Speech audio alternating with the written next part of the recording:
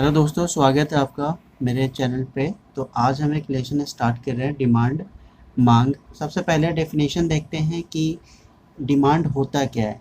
तो मैंने डेफिनेशन को हिंदी और इंग्लिश दोनों में लिख रखा है, तो अगर आप नोट करना चाहें तो नोट कर सकते हैं। जैसे हिंदी में डेफिनेशन दिया हुआ है, किसी वस्तु की वह मात्रा जो उपभोक्ता निश्चित समय और निश्चित कीमत पर खरीदने को तैयार है, वह क्या कहलाता है? मांग कहलाता है। यानी कि निश्चित समय और निश्चित कीमत पर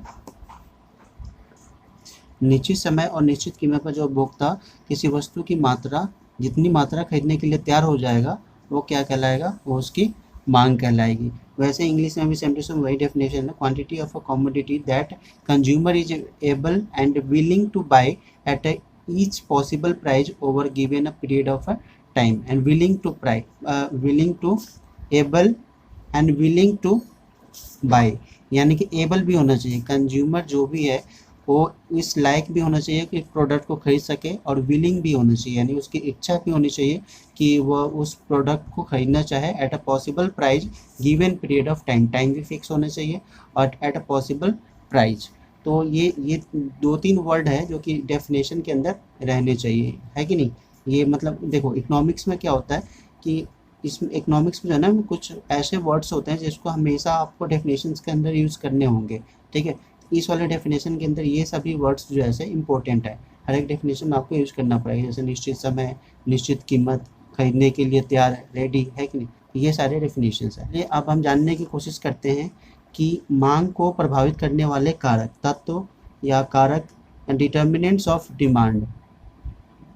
यहाँ पे हम ये जानेंगे कि किन किन कारणों से डिमांड जो है वो बढ़ता है, कभी कम हो जाता है। हम जानते हैं किसी भी वस्तु का, मान लीजिए ये पेन है, पेन का भी डिमांड कभी कभी मार्केट में ज़्यादा हो जाता है। इस वाले पेन का, मान लीजिए रेनॉल्ड्स का ये पेन है, रेनॉल्ड्स के मार्केट में कभी डिमांड कम हो जाता है तो कभी ज़्यादा हो जाता है। तो किन कारणों से किसी भी वस्तु का डिमांड कम या ज़्यादा होता है, इसको हम जानने की कोशिश करेंगे।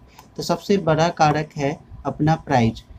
ठीक है, तो डिटर्मिनेंट्स ऑफ डिमांड में सबसे पहला जो है प्राइस। अगर किसी भी वस्तु की प्राइस अगर कम हो जाती है तो उसका डिमांड क्या हो जाता है? बढ़ जाता है। यानी कि मैं ये कहना चाहता हूँ कि जिस वस्तु के, मान लीजिए यहाँ पे मैं पेन की बात कर रहा हूँ, ठीक है, तो कौन से पेन की? तो रेनॉल्ड्स पेन की।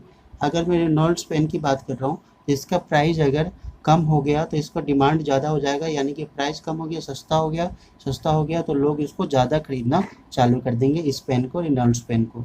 अगर प्राइस अगर ज़्यादा हो गया तो डिमांड क्या हो जाएगा? कम हो जाएगा। ठीक है, तो ये था पहला कारण जिसकी वजह से डिमांड किसी भी वस्तु का कम या ज़्यादा होता है। पहला कारण कौन सा है? वस्तु का प्राइस, वस्तु की कीमत जो है ये निर्धारित करती है कि उसका डिमांड ज़्यादा हो रहा है, मतलब होने में ये एक वन ऑफ द डिटर्मिनेंट्स है जिसकी वजह से किसी भी वस्तु के डिमांड पे इफ़ेक्ट पड़ता है। अब हम दूसरा कारण जिसकी वजह से वस्तु के जो डिमांड है उस पर इफेक्ट पड़ता है, वो है प्राइस ऑफ रिलेटेड गुड्स, संबंधित वस्तु की कीमत। यहाँ संबंधित वस्तु से मतलब है दो तरह की वस्तु आती है संबंधित वस्तु में। ठीक है, एक होता है सब्स्टिट्यूट गुड्स जिसे हम कहते हैं प्रतिस्थापन वस्तु, और दूसरा होता है अपना कॉम्प्लीमेंट्री गुड्स जिसे हम कहते हैं पूरक वस्तु। तो चलिए अब इसको समझने की कोशिश करते हैं कि सब्स्टिट्यूट गुड्स क्या होता है और इसके सब्स्टिट्यूट गुड्स के प्राइस से दूसरे वस्तु पे के डिमांड पे क्या इफ़ेक्ट पड़ेगा। तो सब्स्टिट्यूट गुड्स वह गुड्स होते हैं जो कि एक दूसरे के जगह पे यूज में आ सकते हैं। ठीक है, एक दूसरे के जगह पे यूज में आ सकते हैं, जैसे कि ये हो गया चाय और कॉफ़ी। ठीक है, चाय और कॉफ़ी क्या है? चाय और कॉफ़ी क्या है? अपनी सब्स्टिट्यूट गुड्स है। सब्स्टिट्यूट गुड्स का मतलब है कि अगर एक नहीं है तो दूसरे से काम चल जाएगा, है कि नहीं? प्रतिस्थापित कर सकते हो आप, एक दूसरे के जगह पे इसको यूज कर सकते हो, तो क्या कहलाता है? उसे कहते हैं सब्स्टिट्यूट गुड्स। मान लीजिए अपना व्यापार है चाय का, ठीक है, तो चाय के लिए सब्स्टिट्यूट गुड्स कौन सा हो गया? चाय के लिए सब्स्टिट्यूट गुड्स हो गया अपना कॉफ़ी। यानी मार्केट में जो कॉफ़ी है, हमारा बिजनेस है मान लीजिए चाय का, तो हमारे चाय के बिजनेस के लिए कॉफ़ी का जो बिजनेस है वो क्या हो जाएगा, कॉफ़ी का बिजनेस, हमारा कॉफ़ी जो है हमारे लिए सब्स्टिट्यूट गुड्स है कि नहीं, हम कंज्यूमर के लिए भी सब्स्टिट्यूट गुड्स है। तो मान लीजिए आप अगर चाय पीते हैं, ठीक है, और कॉफ़ी कॉफ़ी क्या है आपके लिए, सब्स्टिट्यूट गुड्स है। तो कॉफ़ी का प्राइस अगर बढ़ जाता है, ठीक है, कॉफ़ी की प्राइस अगर बढ़ जाएगा तो क्या होगा, आप इसको कम कर देंगे और चाय का डिमांड आप क्या कर देंगे, बढ़ा देंगे, है कि नहीं। अगर कॉफ़ी का प्राइस अगर कम हो जाता है तो आप क्या करेंगे, इसके डिमांड को कम कर देंगे, इसी के और कॉफ़ी के डिमांड को बढ़ा देंगे। कॉफ़ी को आप ज़्यादा पसंद करेंगे क्योंकि कॉफ़ी क्या हो रहा है, सस्ता मिलने लग रहा है। तो आप यहाँ पे देख रहे हो, एक चीज़ देख रहे हो कि इसके चाय के प्राइस में कोई फ़र्क नहीं पड़ रहा, चाय का जो प्राइस है वो कांस्टेंट है, लेकिन कॉफ़ी के प्राइस में परिवर्तन के कारण चाय के डिमांड में परिवर्तन हो रहा है कि नहीं। यहाँ पे प्राइस में कोई परिवर्तन नहीं, यहाँ पे भी पी है प्राइस, यहाँ पे भी पी है, लेकिन यहाँ पे क्या हुआ, कॉफ़ी, इस चाय के लिए सब्स्टिट्यूट गुड्स कौन सी है, कॉफ़ी। तो जब कॉफ़ी की जब प्राइस जब बढ़ी है तो चाय का डिमांड ऑटोमेटिक बढ़ गया, क्योंकि मार्केट में जो कॉफ़ी पीने वाले जो लोग थे उनके लिए वो ये सोचने लगेंगे कि कॉफ़ी का प्राइस तो यार बढ़ ही चुका है, चलो इसके जगह पे चाय पी लेते हैं, क्योंकि दोनों एक दूसरे के जगह पे उपयोग में आ सकते हैं, क्योंकि दोनों का काम एक ही होता है, मूड को रिफ्रेश करना, है कि नहीं। ये है, दोनों का काम क्या होता है, चाय और कॉफ़ी दोनों का काम होता है, चाय और कॉफ़ी दोनों का काम होता है मूड को रिफ्रेश करना। तो दोनों एक दूसरे के जगह पे यूज में आ सकते हैं। तो लोग, अगर प्राइस इसका बढ़ जाता है तो लोग इसका डिमांड ज़्यादा करने लग जाते हैं, क्योंकि कॉफ़ी महंगी हो गई है। प्राइस अगर कम हो जाता है तो डिमांड इसका कम हो जाता है, ठीक है। इसका डिमांड, चाय का डिमांड, इसके प्राइस से इसके डिमांड पे इफेक्ट पड़ रहा है। तो हम इसी को कहते हैं कि संबंधित वस्तु के कीमत है उससे भी आपके गुड्स पे इफेक्ट पड़ेगा। अब है दूसरा है अपना कॉम्प्लीमेंट्री गुड्स। कॉम्प्लीमेंट्री गुड्स कौन सी होती है, पूरक वस्तुएं। तो पूरक वस्तुएं वह वस्तुएं होती हैं जो कि एक दूसरे पर निर्भर होती हैं। क्या होती है, एक दूसरे पर डिपेंडेंट होती है, निर्भर होती हैं। जैसे कि अब बात किया जाए कि कार, पेट्रोल कार।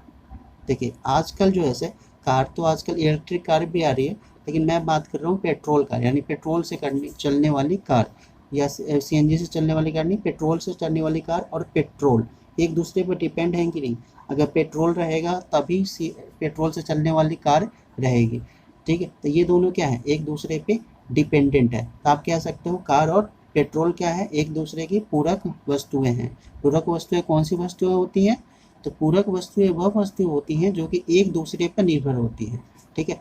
अब यहाँ पे कार है तो कार, और यहाँ पे है पेट्रोल। ये कार के लिए पूरक वस्तु कौन सी है, कॉम्प्लीमेंट्री गुड्स, एक दूसरे पर निर्भर करती हैं जो, वो है पेट्रोल। तो पेट्रोल का प्राइस अगर बढ़ रहा है, ठीक है, पेट्रोल का प्राइस अगर बढ़ रहा है तो ये महंगी हो रही है, तो इसकी भी डिमांड क्या हो जाएगी, कम हो जाएगी पेट्रोल की।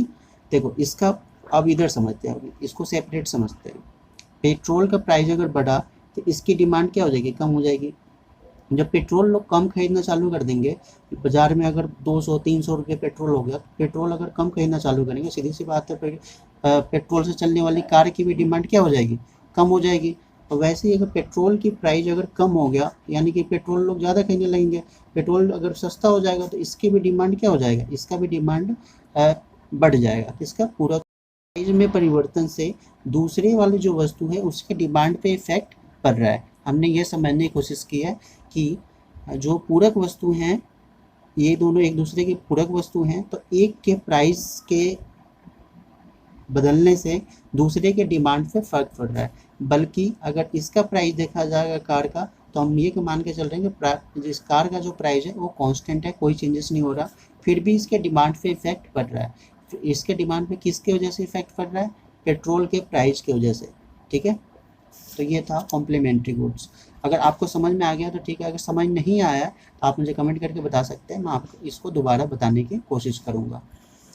अब अगला पॉइंट देखते हैं। ये हम पढ़ चुके हैं 2 पॉइंट, प्राइस और प्राइस ऑफ रिलेटेड गुड्स। तो यहाँ पे तीसरा जो कारक है, तीसरा जो डिटर्मिनेंट्स है जो कि डिटरमाइन करता है, यानी कि प्रभावित करता है मांग को, वो है अपना उपभोक्ता की आय, यानी इनकम ऑफ कंज्यूमर भी ये डिटरमाइन करता है कि किसी भी वस्तु का जो मांग रहने वाला, डिमांड रहने वाला है, वो ज़्यादा रहने वाला है या कम रहने वाला है। तो इनकम ऑफ कंज्यूमर का दो तरह के वस्तु पे प्रभाव पड़ता है। एक पड़ता है सामान्य वस्तु, एक पड़ता है गिफिन वस्तु। गिफिन वस्तुओं का ही दूसरा जो नाम है वो है घटिया वस्तु भी कहते हैं इसे, ठीक है, इन्फीरियर गुड्स इंग्लिश में कहते हैं। और यानी कि उपभोक्ता की आय का प्रभाव दो तरह की वस्तुओं पे पड़ता है, एक होता है सामान्य वस्तु और एक होता है गिफिन वस्तु, ठीक है। तो सामान्य वस्तुएं वह वस्तुएं होती है जिस पे उपभोक्ता की इनकम का प्रभाव जो है ना पॉजिटिवली पड़ता है, यानी कि अगर इनकम अगर बढ़ेगा तो डिमांड भी बढ़ेगा, इनकम अगर घटेगी तो डिमांड भी घटेगी। इसका मतलब ये है कि वो सभी वस्तुएं जिस पे ये प्रभाव पड़ता है कि उपभोक्ता की जो आय जो बढ़ने के साथ अगर डिमांड बढ़ रही है और आय कम होने से उसकी डिमांड कम हो रही है, तो वो कौन सी गुड्स कहलाती है? नॉर्मल गुड्स कहलाती है। मान लीजिए ब्रांडेड कपड़े की बात कर रहे हैं, तो ब्रांडेड कपड़े की जो डिमांड है वो जब भी बढ़ेगी जब मार्केट में जितने भी उपभोक्ता हैं उनकी इनकम बढ़ेगी, और उसकी डिमांड कम भी हो जाएगी। अगर इनकम अगर कम हुई है तो उसकी डिमांड भी कम हो जाएगी। अब देखिए, अब ये इन्फीरियर गुड्स कौन सी गुड्स होती हैं?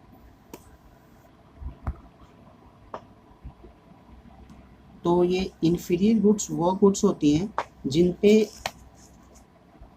इनकम को बढ़ने पर इसकी डिमांड कम हो जाती है। इनकम अगर बढ़ रही है, अगर उपभोक्ता की इनकम अगर बढ़ रही है तो इसकी डिमांड कम हो जाएगी, और इनकम अगर कम हो रही है तो डिमांड बढ़ जाएगी। जैसे मोटे अनाज की बात कर रहे हैं, यानी कि अगर आप कह सकते हैं कि ऐसी वस्तुएं जो कि जिनकी क्वालिटी अच्छी नहीं है कि नहीं।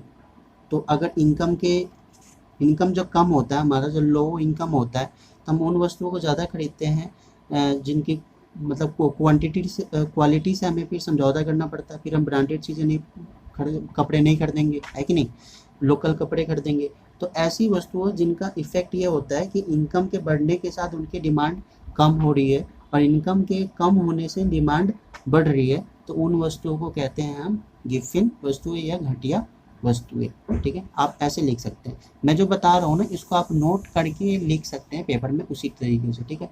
ऐसी वस्तुएं जिनका इनकम के बढ़ने से डिमांड कम हो और इनकम के कम होने से डिमांड बढ़ जाए, उसे हम गिफिन वस्तुएं कहते हैं। तो अपना अगला जो है वो है टेस्ट एंड प्रेफरेंस, यानी टेस्ट एंड प्रेफरेंस के वजह से भी वस्तु के डिमांड पे इफेक्ट पड़ता है। जिस वस्तु के प्रेफरेंस लोग ज़्यादा देते हैं, जैसे प्रेफरेंस किस पे निर्भर करता है कि आप कितना प्रचार कर रहे हैं वस्तु की, है कि नहीं। तो और रुचि, इसके वजह से भी आपके वस्तु के डिमांड पे इफेक्ट पड़ेगा, डिमांड कम या ज़्यादा होगा। अगर आपके वस्तु को लोग ज़्यादा प्रेफरेंस देने लगे मार्केट में, है ना, तो उसकी डिमांड क्या हो जाएगी? बढ़ जाएगी। अब बात हम करते हैं संभावनाएं की। संभावनाएं यानी एक्सपेक्टेशन। इन फ्यूचर अगर लोगों को ये लगता है कि किसी वस्तु की प्राइस जो है से ज़्यादा जाने वाली है, ज़्यादा होने वाली है, तो उसकी डिमांड क्या कर देंगे लोग? उसकी डिमांड अभी से ही प्रेजेंट टाइम में जितना भी प्राइस होगा उस पर डिमांड को बढ़ा देंगे, है कि नहीं। एक्सपेक्ट कर रहे हैं, यहाँ पे प्राइस ज़्यादा नहीं हो रही है, मतलब ये मत समझना यहाँ पे इन फ्यूचर लोगों को ये लग रहा है कि प्राइस हाई जाने वाली है, तो लोग अभी उस वस्तु की डिमांड क्या कर देंगे? ज़्यादा कर देंगे। अगर लोगों को ये लगता है कि इन फ्यूचर किसी वस्तु की स्कार्स कमी होने वाली है कि नहीं, इन फ्यूचर किसी वस्तु की कमी होने वाली है, तो उसकी भी डिमांड क्या कर देंगे? उसकी डिमांड भी लोग ज़्यादा कर देंगे। अब हम बात करते हैं जनसंख्या की। अगर हम बात करें कि पॉपुलेशन की साइज़ का क्या इफ़ेक्ट पड़ता है डिमांड पे, तो सीधी सी बात है, अगर पॉपुलेशन की साइज़ अगर ज़्यादा बड़ी होगी तो वस्तु का डिमांड, किसी भी वस्तु का डिमांड क्या होगा? ज़्यादा होगा। अगर किसी देश में पॉपुलेशन ही अगर 100 लोग ही रहते हैं और किसी देश में 1000 लोग रहते हैं, तो ऑब्वियस सी बात है कि जहाँ पे ज़्यादा लोग होंगे वहाँ पे वस्तु की डिमांड क्या होगी? जहाँ पे पॉपुलेशन ज़्यादा होगी वहाँ पे वस्तु की डिमांड ज़्यादा होगी। जहाँ पॉपुलेशन यहाँ प्राइस मत समझना, पॉपुलेशन कम होगी वहाँ पे डिमांड भी क्या होगी? कम होगी, ठीक है। अगला है आय का वितरण एंड डिस्ट्रीब्यूशन ऑफ इनकम। मान लीजिए किसी अर्थव्यवस्था में, किसी भी देश में 100 लोग रहते हैं, और 100 लोगों में से 10 लोगों के पास ही पूरा पैसा है और 90 लोग गरीब हैं, ठीक है। और एक दूसरा देश है जहाँ पे 100 लोगों के पास लगभग इक्वल इनकम है, ठीक है।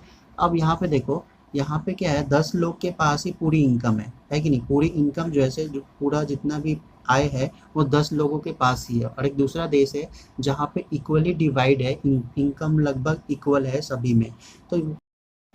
तो ऑब्वियस सी बात है कि यहाँ पे लोग ज़्यादा होंगे जिनके पास शक्ति होगी कि वो वस्तुओं को खरीद सके। क्रय शक्ति यानी purchasing power, PPP, P purchasing power, PP purchasing power इनके पास ज़्यादा होगी, यानी कि 100 लोग वस्तु को खरीद सकते हैं, किसी वस्तु को खरीद सकते हैं। यहाँ पे 10 ही लोगों के पास इतनी शक्ति है कि वो वस्तुओं की मांग कर सके। 90 लोग तो गरीब है, ये तो किसी वस्तु की ज़्यादा डिमांड कर ही नहीं सकते। तो ऑब्वियस ही बात है, जहाँ पे डिस्ट्रीब्यूशन ऑफ इनकम इक्वल होता है, जहाँ पे सभी लोगों के पास आय होती है, सभी लोगों की आय अच्छी होती है, परचेजिंग पावर खरीदने की शक्ति इक्वल होती है, वहाँ पे डिमांड क्या होता है, ज़्यादा होता है। तो बस ये टॉपिक थे और इसको मैंने आपको समझाने की कोशिश की है। तो अगर आपको समझ में आया हो तो वीडियो लाइक करें, शेयर करें। Thank you, bye.